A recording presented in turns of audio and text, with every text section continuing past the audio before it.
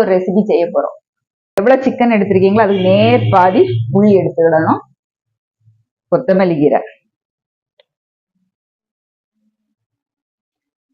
இஞ்சி பூண்டு பேஸ்ட், அப்புறம் வத்தல் பொடி,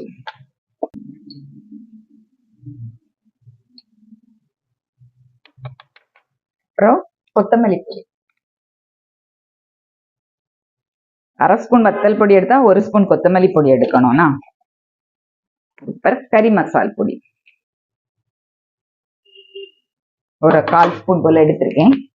இதை நீட்டா மிக்ஸ் பண்ணிடுவோமா. தண்ணி ஒண்ணுமே சேர்க்காம இல்லாம இருக்கணும். இந்த உருட்டி நம்ம பொரிச்சு எடுக்கிறதுக்கு கரெக்டா இருக்கும். அப்படி தண்ணியா இருந்துன்னு உண்டுமானா நீங்க பேசாம கொஞ்சம் பொரிகடலை பொடி என்ன செய்யலாம், ஆட் பண்ணலாம். சரியா? இது கூட நம்ம இன்னும் உப்பு சேர்க்கல. உப்பு வந்து நம்ம வடை போடும்போது உப்பு சேர்த்தா போதும். முதல்ல உப்பு போட்டோம்னா தண்ணி இதாயிரும். அதனால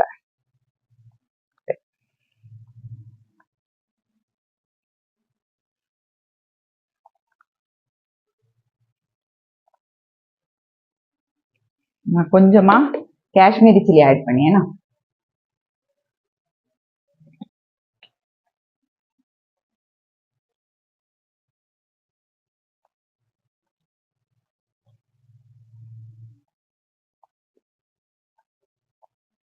உப்பு மட்டும் நம்ம வடை சுடும் போது இப்படி எடுத்துக்கிட்டு உருட்டுவோம்ல, அந்த நேரம் நம்ம வந்து இப்படி உருட்டதுக்கு மாதிரி இருக்கும். தண்ணி சேர்த்துட்டீங்கன்னா பொரிகடலை சேர்க்கலாம். பொரிகடலை மாவு நம்ம வந்து வடை குழம்பு ஒன்று, பருப்பு உருண்டை குழம்பு ரெடி பண்ற மாதிரி இது சிக்கன் உருண்டை குழம்பு ஒன்று ரெடி பண்ணிதான். முதல்ல சிக்கன் உருண்டை ரெடி பண்ணி வச்சுட்டோம். சரி, அதுக்கு மசாலா ரெடி பண்ணிடுவோம்னா. அதுக்கு ஒரு 3 ஸ்பூன் போல தேங்காய் எடுத்துருக்கேன்.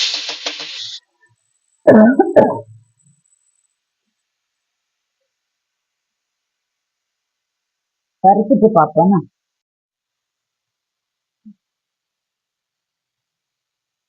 போட்டிருக்கேன். வெள்ளைப்பூடு போடுவேன். அடுத்தால சிம்ல வச்சிருவோம். வத்தல் பொடி, அதுக்கப்புறம் கொத்தமல்லி பொடி, எல்லாமே ஈக்குவல் எடுத்தா போதும். மசால் பொடி,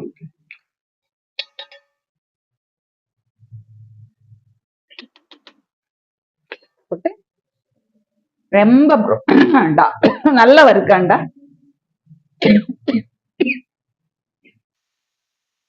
வறுத்துட்டு பார்ப்போம்.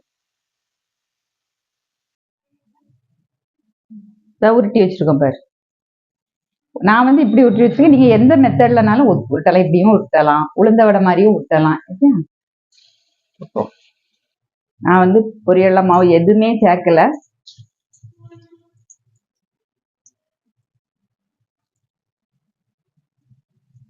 ஆனா ஒரு மீடியம் ஃப்ளேம்ல வச்சு வேக வச்சிருங்கண்ணா. அப்பதான் இது ஒரு 3/4 பங்கு குக் ஆகணும். அடுத்தல குழம்புல போட்டு ஒரு 1/4 பங்கு நம்ம குக் பண்ணணும். வைக்கலாம்.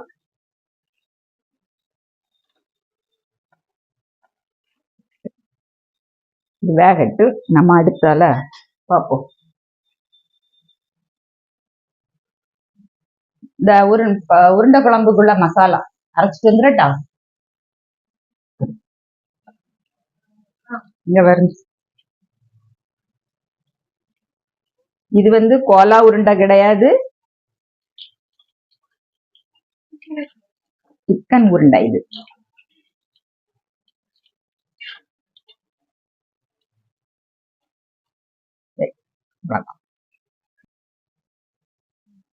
ஃபர்ஸ்ட் உருண்டை குழம்பு வரைக்க உள்ளி போட்டுடணும். நம்ம தாளிப்போம்ல, அந்த மாதிரியே உள்ளி போட்டு தாளிக்கணும். லைட்டா செவந்து வரும்போது பெருஞ்சீரகம்,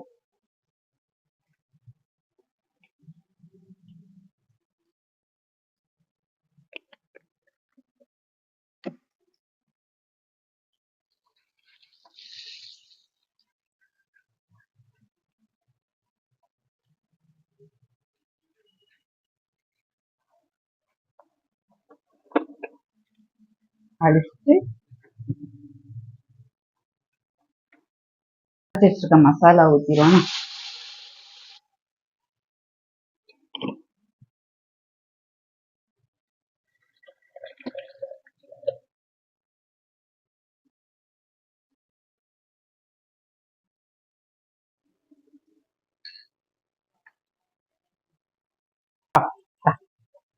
இத நான் எப்படி இருக்குன்னு பிரிச்சு காணிக்கேன். இங்க பாருங்க. ஓகே, குழம்புல போட்டுருவோம். குழம்புல போட்டுட்டு சிம்ல ஒண்ணுமே வைக்காண்டா ஃபுல் ஃப்ளேம்ல வச்சு ஒரு 5 நிமிஷம் வச்சு எடுத்துட்டோம்னா சூப்பரான ஒரு உருண்டை குழம்பு ரெடி. இது ஒயிட் ரைஸ்ல இருந்து எல்லா ரைஸுக்குமே நல்லா இருக்கும்.